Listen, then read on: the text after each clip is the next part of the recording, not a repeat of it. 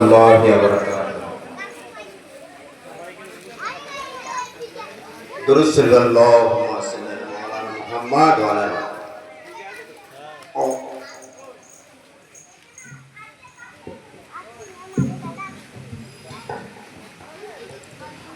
أعوذ بالله من الشيطان الرجيم.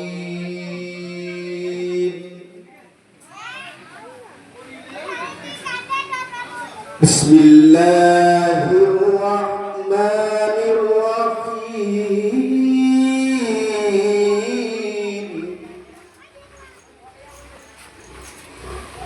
والضحى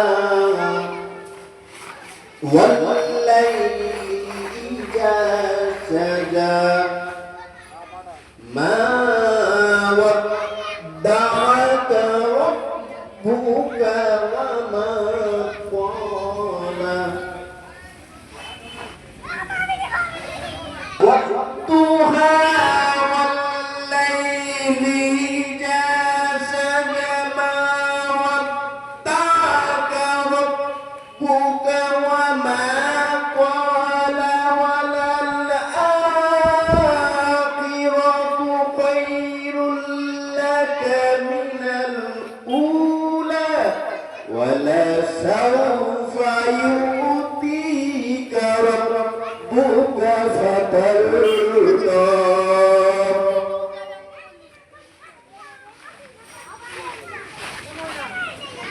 ألم يجدك يتيما فآوى ووجدك ضالا فهدى. ألم يجدك يتيما فآوى ووجدك ضالا فهدى ووجدك عائلا فأغنى فأما اليتيم فلا تقهر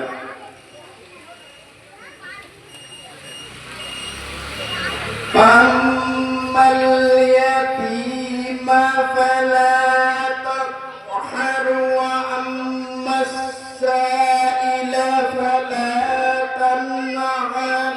صدق الله العظيم وصدق الله رسوله الكريم. اللهم صل على مولانا محمد وعلى آل سيدنا مولانا محمد. একটা কথা বলি, আজকে আল্লাহ পাক আমাদেরকে জামায়াত করেছেন এমন একটি জায়গায়, পৃথিবীর যেখানেই যান দল মত বিভ্রান্ত নানা রকম রয়েছে, কিন্তু এমন একটা আজকে জায়গায় এসেছি যে জায়গাটার নাকি আল্লাহ রাসূল পাক সাল্লাল্লাহু আলাইহি সাল্লাম বলছেন রিয়াজুল জান্নাত, জান্নাতের বাগান। ধরে বলুন সুবহানাল্লাহ।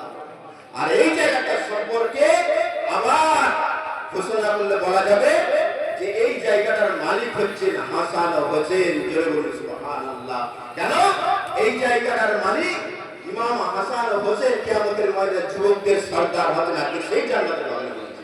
আর সেই হযরত হুসাইন রাদিয়াল্লাহু তাআলা হযরত হুসাইন আলাইহিস সালাম যখন শহীদ করা হয়ে গেছে, তারপরে 40 দিন পার হয়ে গেছে, সেই জায়গাটা আমরা 40 দিন পার করে এসেছি।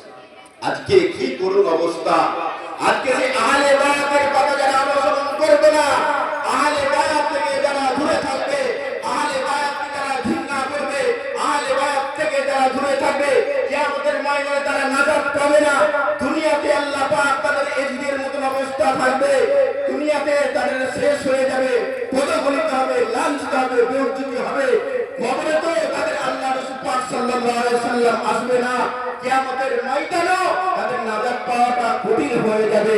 কিয়ামতের ময়দানেও হযরত হুসাইন বলবে, এখানে আমার সিট নাই, কারণ এর সরদার আমি, অর্থাৎ তুমি দুনিয়াতে আমার কোনো শোক করনি, বেরিয়ে যাও।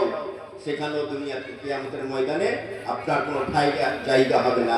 যে হোসাইন রাদিয়াল্লাহু তাআলা আনহু ইসলামের জন্য আমরা যে নামাজ পড়ছি, আমরা আরামে নামাজ পড়ছি, আমরা আরামের সঙ্গে কোরআন পড়ছি, আমরা আরামের সঙ্গে ঈদ যাপন করছি, আমরা আরামের সঙ্গে জানাজা পড়ছি, আমরা আরামের সঙ্গে রোজা, আমরা আরামের সঙ্গে কোরআন তাসবিহ তাহলিল করছি। একটু লজ্জা লাগে না? আজকে নানা রকম ভাবে ফতোয়া লাগায়, নানা রকম ভাবে দলে বিভক্ত।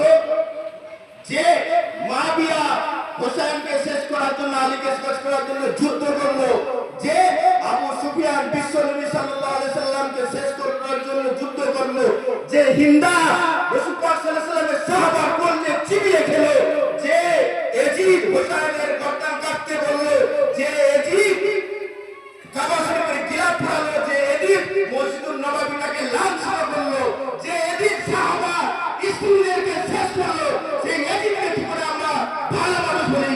যে এজিদ চিরতরে জাহান্নামী লানত লানত লানত। আজকে সেই দিকে আমরা তাকাবো না।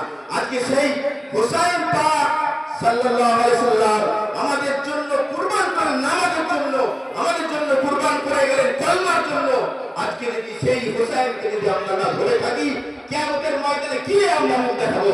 যেমন হযরতে ফাতেমা রাদিয়াল্লাহু তাআলা, হযরতে ফাতেমা আলাইহিস সালাম কিয়ামতের ময়দানে বলবেন, আল্লাহ আজকে দেখো আমার হোসাইনের মাথা, আজকে রক্ত দেখো, কি দোষ করেছিল যে হোসাইনকে এত কষ্ট করে আমি লালিত পারতো, কি দোষ করলো? সেই দিনে কি করে জান্নাতে যাবে, কি করে সুপারিশ পাবে? লজ্জা লাগবে না? তাই আজকে সমস্ত দিনে ছেড়ে দিন, আজকে রাসূল পাক সাল্লাল্লাহু আলাইহি সাল্লামের দুশমনদের ছেড়ে দিন।